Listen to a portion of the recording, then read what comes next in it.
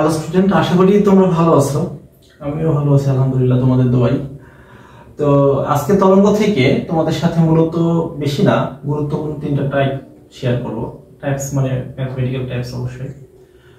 আর প্রথমেই বলে নেই, আমার ক্লাসটা আজকে মূলত হচ্ছে অ্যাডমিশন টেস্ট পরীক্ষার্থীদের জন্য। আর যেহেতু অ্যাডমিশন স্টুডেন্টদের জন্য, সুতরাং আমরা এখানে বোরিং যে বেসিক্স গুলো আছে মূলত এগুলো নিয়ে কথা বলবো না। আমরা সরাসরি পরীক্ষা আসবে অর্থাৎ পরীক্ষার জন্য প্রয়োজন এই টাইপের তিনটা ম্যাথমেটিক্যাল টাইপস নিয়ে কথা বলবো এবং সেগুলোর টেকনিক নিয়ে কথা বলবো, ঠিক আছে? তো মূলত হচ্ছে কথা না বাড়িয়ে আমরা ভিডিওটা শুরু করি। তো প্রথমত আমি একটা কথা বলি, তরঙ্গ থেকে সবচাইতে বেশি পরীক্ষায় যে তিনটা জিনিস আসে তা হলো অগ্রগামী তরঙ্গের সমীকরণ, এটা এক নম্বর, খুবই পপুলার। দুই নম্বর যেটা আসে যে একটা তরঙ্গ দৈর্ঘ্যের বিভিন্ন অবস্থান, সেখান থেকে দশা পার্থক্য এবং পথ পার্থক্য বের করা। আর তৃতীয়ত যেটা সবচাইতে বেশি আসছে এখন পর্যন্ত, সেটা হচ্ছে তরঙ্গের তীব্রতা দুটো ইকুয়েশন আছে, সমীকরণ, সেখান থেকে বিভিন্ন রাশি হিসাব নিকাশ বের করা। আর এরপরে টানাতারের আর তরঙ্গের সমীকরণ এগুলো আসবে পরবর্তীতে, অথবা তীব্রতা লেভেলের কিছু অঙ্ক দেওয়া আছে বা বিটের কিছু অঙ্ক দেওয়া আছে, এগুলো আমরা দেখবো পরের ক্লাসে। আজকে মূলত প্রথম তিনটা টাইপস যেগুলো কথা বলছি সেগুলো নিয়ে একটু কথা বলবো। তো প্রথম টাইপসটা আমাদের, আমি যেটা তোমাদেরকে পড়াবো এখন, সেটা হচ্ছে অগ্রগামী তরঙ্গের সমীকরণ। আর অগ্রগামী তরঙ্গের সমীকরণ অলরেডি তোমরা কিছুটা হলেও ধারণা পাবে, অর্থাৎ ভৌত আলোক বিজ্ঞান দুটো ইকুয়েশন ছিল, যে তোমার হচ্ছে তড়িৎ ক্ষেত্র এবং চৌম্বক ক্ষেত্র দুটো ইকুয়েশন। তো সেটাই মূলত অগ্রগামী তরঙ্গের সমীকরণ ছিল। তো অগ্রগামী তরঙ্গ মূলত কি জিনিস? যে তরঙ্গ কোনো স্থানে উৎপন্ন হয় এবং ক্রমাগত সামনের দিকে গতিশীল হয় তাকে অগ্রগামী তরঙ্গের সমীকরণ বলা হয়। তো এত কথা দরকার নাই, আমরা মূলত অ্যাডমিশনের জন্য যে টাইপসের অঙ্কগুলো আসে আশা করি তোমরা বুঝবা। যদিও তোমাদের বেসিক্স নাই, কিন্তু ভয় পাওয়ার কোনো কারণ নেই, কারণ তোমরা ম্যাচিউর এজে আছো, যে কোনো সময় যে কোনো বেসিক অ্যাবজর্ব করে নিতে পারবে, আমি আশা করি আর কি। ওকে, তো দেখি আমরা অগ্রগামী তরঙ্গের সমীকরণটা তোমাদের কাছে পরিচিত মনে হয় কিনা। তো প্রথমে একটু কথা বলে নিই, যে অগ্রগামী তরঙ্গের সমীকরণটা অলরেডি তোমরা কিছু প্রশ্ন সলভ করে থাকবা। সমীকরণটা লিখলে আশা করি সমস্যার সমাধান হয়ে যাবে, এত ভয়ের কোনো কারণ নেই। y equals to a sin twice pi divided by lambda vt minus x, এই ধরনের সমীকরণকে মূলত অগ্রগামী তরঙ্গের সমীকরণ বলা হয়। হ্যাঁ, আর এই অগ্রগামী তরঙ্গের সমীকরণে কিছু রাশি সম্বন্ধে তোমার ধারণা থাকা দরকার। তো প্রথম হচ্ছে রাশি যেটা, সেটা y কে বলা হয় যে তরঙ্গস্থিত কণার উলম্ব সরণ। অর্থাৎ একটা তরঙ্গের কণা মনে করে সাম্যাবস্থান এখানে আছে, এই কণাটাতে যখন এনার্জি দেওয়া হয় কণাটা তখন উপর নিচে লাফালাফি শুরু করে। তো এই উপর দিকে লাফালাফি যে শুরু করে, কতটুকু উপরে উঠলো বা কতটুকু নিচে নামলো, এটাকে উলম্ব সরণ বলা হয়। অথবা শব্দ তরঙ্গের সময় কণাটা সামনে পিছনে কি হয়, মুভমেন্ট করে। তো সামনে পিছনে কতটুকু যায় এবং কতটুকু কি ফিরে আসে, এই হিসাবটাকে উলম্ব সরণ বলা হয়। আর উলম্ব সরণের সর্বোচ্চ মানকে আমরা তরঙ্গের কি বলি, বিস্তার। ওকে, তো এই সংক্রান্ত কয়েকটা রাশি এখানে আছে। তো প্রথম হচ্ছে y। তো y সম্বন্ধে একটু লিখে ফেলি। y কে বলা হয় উলম্ব সরণ। একে বলা হয় তরঙ্গের বিস্তার অর্থাৎ অ্যামপ্লিটিউড। আর এখান থেকে ল্যামডা, এটা আশা করি তোমরা জানো, তরঙ্গ দৈর্ঘ্য বললাম না, এটা তরঙ্গ বেগ টাইম। আর x এর মানটা একটু জানা দরকার আছে আমাদের। x হচ্ছে কণার পথ পার্থক্য। তো পথ পার্থক্য হচ্ছে, এটা একটা তরঙ্গ, তো এই তরঙ্গের ধরে নিলাম এই পজিশন একটা আছে, পজিশন নাম a, আর এখানে একটা পজিশন আছে, পজিশন নাম b। তো এই a আর b পজিশনের মধ্যে যে ডিসটেন্স, এই দূরত্বকে মূলত পথ পার্থক্য বলা হয়। হ্যাঁ, এই দূরত্ব নাম x। ওকে, আর এটা যে কোনো দূরত্ব হতে পারে, তার জন্য পথ পার্থক্য যা ইচ্ছা তাই হতে পারে, এটা নিয়ে টেনশন করার দরকার নেই। তো এই অঙ্কটা থেকে কি টাইপসের অঙ্কগুলো মূলত চাই। তো তার আগে আরেকটা কথা বলি, আমাদের এই অঙ্কটাতে আরো 4-5টা ফরম্যাট আছে, অর্থাৎ এই সমীকরণকে কিছু ফরম্যাটিং করতে হয়। না হলে যে ঢাকা ভার্সিটি বা সিইউতে বা বিভিন্ন বিশ্ববিদ্যালয়ে, ইঞ্জিনিয়ারিং এর সেম যে কোশ্চেন গুলো আসছে, তোমরা এগুলোর সাথে মিল করতে পারবে না। তো আমরা একটু ফরম্যাটিংটা করে ফেলি, তারপর একটা এক্সাম্পল দিলে আশা করি সব সমস্যার সমাধান হয়ে যাবে। ওকে, তো ফরম্যাটিংটা হচ্ছে এই ধরনের। এখানে 2π বাই ল্যামডা যেটা আছে, এটা দ্বারা আমরা গুণ করে ফেলবো শুরুতে। হ্যাঁ, তো গুণ যদি করি, a sin 2π vt divided by lambda minus 2π x divided by lambda. Okay, এটা একটা ফার্স্ট ফরম্যাটিং আমাদের শেষ, অর্থাৎ সমীকরণটা এভাবে লেখা যেতে পারে। দুই নম্বর যেটা ফরম্যাটিং, a sin 2π vt, তাহলে এখানে v divided by lambda already দেওয়া আছে, এটাকে আমরা f লিখতে পারি, 2π ft minus 2π x divided by lambda. এই সমীকরণটাকে বলা হয় বেস্ট ফরম্যাট, অর্থাৎ এই পজিশন থেকে আমরা যে কোনো ধরনের সমীকরণ চাইলে খুব সহজে সমাধান করে ফেলতে পারি। হ্যাঁ, আর এই ফরম্যাটিংটা যদি জানা থাকে তাহলে আশা করি কোনো সমস্যা হবে না। আর আমরা মূলত অঙ্ক করব এই ফরম্যাটকে হিসাব নিকেশে রেখে, ঠিক আছে?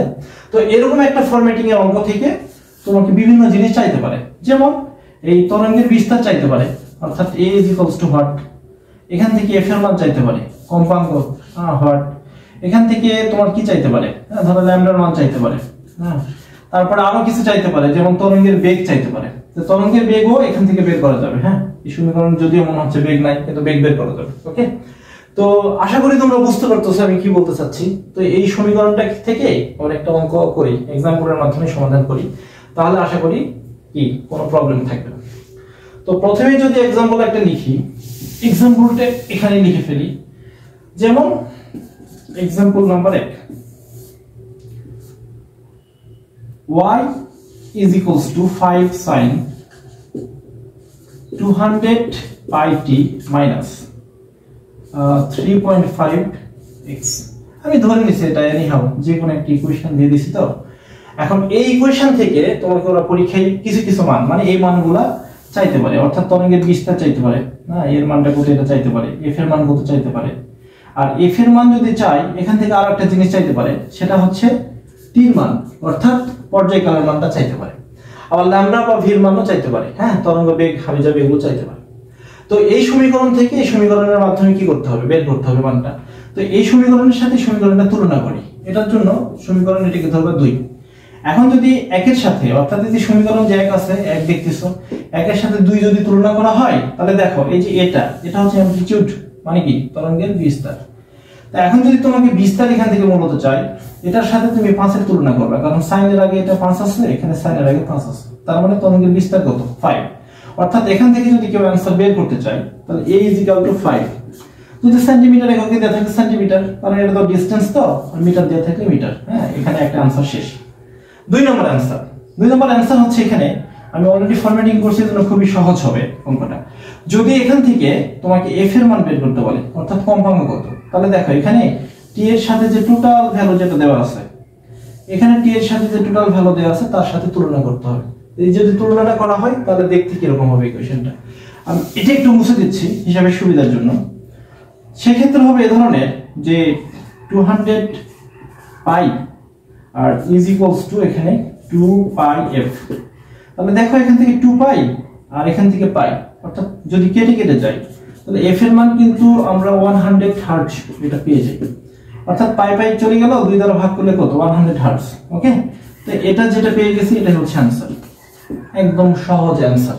ওকে, আর যদি কেউ মনে করে না আমি টেকনিকের মাধ্যমে এই সমস্যাটা সলভ করব, তাহলে সেই ক্ষেত্রে একটা টেকনিক্স আছে। আশা করি প্রথমটা তোমরা বুঝতে পারছো, এই জন্য এটা একটু মুছে দিই।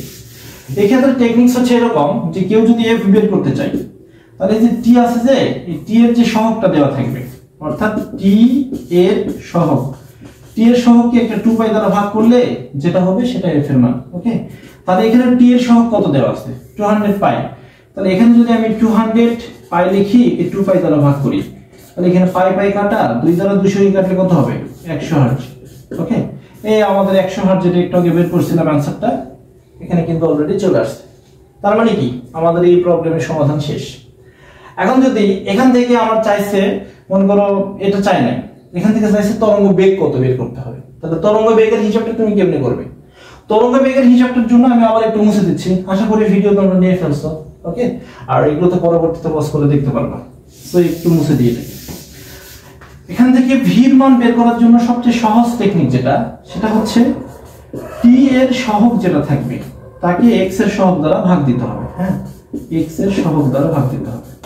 তো এখানে t এর সহগ বা x এর সহগ, তাহলে এখানে t এর সহগ আমাদের কত 200 পাই, এই 200 পাই, আর এখানে x এর সহগ কত 3.5, এই 3.5, এই 200 পাইকে 3.5 দ্বারা ভাগ দিলে যা হবে তাই মূলত অ্যানসার, অর্থাৎ এটা হচ্ছে তরঙ্গের বেগ।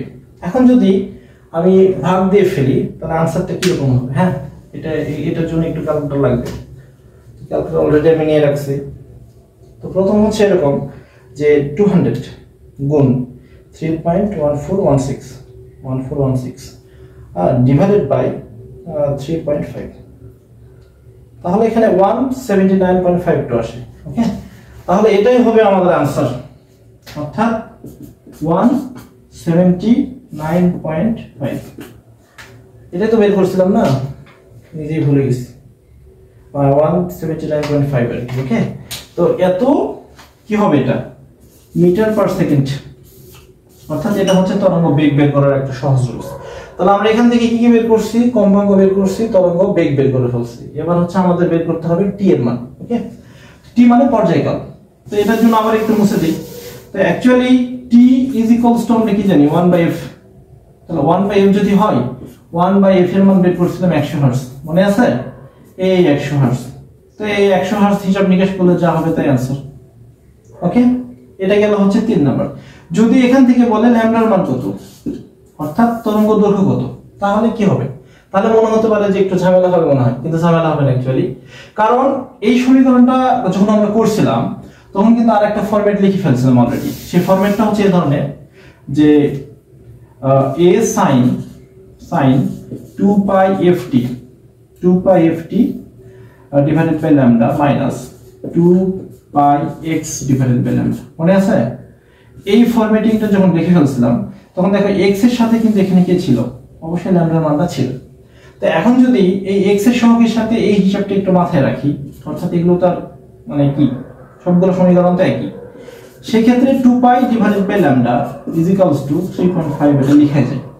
সেই ক্ষেত্রে ল্যামডার মানটা ল্যামডাকে এখানে নিয়ে আসলে 2π ডিভাইডেড বাই 3.5, অর্থাৎ ল্যামডার মানটা এখান থেকে লেখা যায়। আর এখান থেকে যদি আমি ভাগ করি তরঙ্গ দৈর্ঘ্য অটোমেটিক চলে আসবে। তরঙ্গ দৈর্ঘ্যটা সেই ক্ষেত্রে একটু বের করি। আবার অনেকেই বলতে পারে ভাই আপনি তো ক্যালকুলেটর দিয়ে করতেছেন।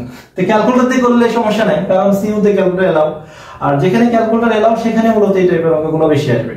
আর যদি ক্যালকুলেটর এলাও না থাকে তাহলে এখানে এমন ডাটা দিবে যে তুমি এমনি হিসাব নিকাশ করতে পারবে যদি বিষয়টা বুঝতে পারবে।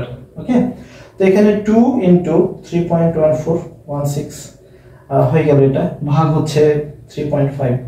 তো 3.5 দ্বারা ভাগ দিলে 1.79 মিটার, অর্থাৎ এটাই হচ্ছে এখানকার তরঙ্গ দৈর্ঘ্য। ল্যামডার মান 1.79 মিটার। এখানে আমাদের आंसर শেষ। তো আশা করি এখান থেকে আমরা কি কি বের করছি রে? প্রথমত বের করছিলাম তরঙ্গ দৈর্ঘ্য বের করে ফেলছি, এখন ল্যামডার মান বের করছি, একটু আগে এখান থেকে f এর মান বের করছি, t এর মান বের করছি, v এর মান বের করছি। আশা করি এই ধরনের অঙ্কতে তোমাদের আর কখনো সমস্যা হবে না। হ্যাঁ, এই আর কি। তো যদি সমস্যা না হয় সেই ক্ষেত্রে আমরা এখন অঙ্কটা কি করে দিতে পারি, ক্লোজ করে দিতে পারি। তো একটু মুছে দিই। আচ্ছা, এখানে আরেকটা কথা আছে। কথাটা হচ্ছে এই ধরনের যে অনেকেই পায়ের মান, এই পায়ের মানটা বসাইতে গিয়ে টেনশনে পড়ে যায় যে এখানে 180 ডিগ্রি বসাবো নাকি 3.1416 বসাবো। আমি তোমাদেরকে একটা কথা বলি, যদি cos থাকে, হ্যাঁ sin থাকে, এরকম হাবিজাবি যদি ত্রিকোণমিতিক অনুপাত থাকে, এরপরে যদি পাই থাকে সেই ক্ষেত্রে শুধুমাত্র 180 বসানো যাবে। আর অন্যান্য জায়গাতে যেখানে ত্রিকোণমিতিক কোনো অনুপাত নাই সেখানে তুমি কেন বসাবে? এখানে যেখানে ত্রিকোণমিতিক অনুপাত নাই সেখানে সব সময় 3.1416, অর্থাৎ এখানে আমাদের যখন আমরা হিসাব নিকাশ করছিলাম তখন আমাদের ওখানে নির্দিষ্ট রাশিগুলোতে সিঙ্গেল ছিল পায়ের মানটা, তার মানে এখানে পাই সব সময় কত রে? 3.1416। এটা কি বুঝতে পারছো তোমরা? আশা করি বুঝতে পারছো। তাহলে আমরা এটা শেষ করে দিতে পারি। হ্যাঁ, শেষ। এবার আসো 2 নাম্বার যেটা টাইপ আমি বলছিলাম, যে 2 নাম্বার টাইপটা হচ্ছে তরঙ্গের বিস্তার নিয়ে। অর্থাৎ তরঙ্গের বিস্তার কেন বললাম? কারণ এখন পর্যন্ত তরঙ্গের তীব্রতা সমীকরণ থেকে সবচেয়ে তরঙ্গের বিস্তার এই রিলেশনটা বেশি চলে আসছে। তো তরঙ্গের তীব্রতা রিলেশনটা মূলত কি? তো প্রথমে একটু রিলেশনটা লিখে ফেলি। I = 2π² f² ρv। এটা হচ্ছে তরঙ্গের তীব্রতা রিলেশন। দেখে অনেক ভয় লাগার কথা, কিন্তু অ্যাকচুয়ালি ভয় লাগার কোনো কথা নাই। তরঙ্গের তীব্রতা কাকে বলে? এখানে যদি একটা তরঙ্গের উৎস হয়, সোর্স, এটা যে কোনো তরঙ্গ হতে পারে, শব্দ তরঙ্গ হতে পারে, পানির তরঙ্গ হতে পারে, কোনো সমস্যা নাই। এই সোর্সটা তার গতিপথের সাথে লম্বভাবে স্থাপিত, হ্যাঁ, একটি একক ক্ষেত্রফলের মধ্য দিয়ে প্রতি সেকেন্ডে যে পরিমাণ শব্দ শক্তি নির্গত করে তাকে মূলত শব্দের কি বলা হয়? তরঙ্গের তীব্রতা বলা হয়। তো এই তরঙ্গের তীব্রতা অনেকগুলো রাশির উপর নির্ভর করে। তো প্রথমত আয়ের সাথে এফ এর সম্পর্ক দেখো, বর্গের সমানুপাতিক। আয়ের সাথে এর সম্পর্ক অর্থাৎ বিস্তারের সম্পর্ক তাও বর্গের সমানুপাতিক। তরঙ্গের তীব্রতার সাথে, এটাকে তরঙ্গের তীব্রতা বলা হয়। হ্যাঁ, এটা হচ্ছে, তার মানে আমরা এখন কোথায় চলে গেছি রে? আমরা এখন টাইপ নাম্বার 2 তে চলে আসছি। ওকে, তো টাইপ নাম্বার 2 হচ্ছে মূলত যে তরঙ্গের তীব্রতার সমীকরণ, তরঙ্গের তীব্রতা, তরঙ্গের তীব্রতা, এই তীব্রতা মানে হচ্ছে ইন্টেনসিটি, ইন্টেনসিটি, আর এই ইন্টেনসিটি মানে আই, আয়ের সমীকরণ লিখছি। তো এটা হচ্ছে মাধ্যমের যে ঘনত্ব আছে, ঘনত্বের সমানুপাতিক, আর একটা হচ্ছে তরঙ্গের বেগের সমানুপাতিক। ওকে, তো এই একটা রিলেশন জানলেই সব ধরনের রিলেশন গুলোতে করা যায়। তো আমাদের সবচেয়ে পরীক্ষায় বেশি আসে আয়ের সাথে এর সম্পর্কটা, অর্থাৎ আই প্রপোর্শনাল টু কি রে এ স্কয়ার। আবার এফ এর সাথেও রিলেশন আছে, আই প্রপোর্শনাল টু এফ এর উপর স্কয়ার। আয়ের সাথে রো রিলেশন কি, আই প্রপোর্শনাল টু রো।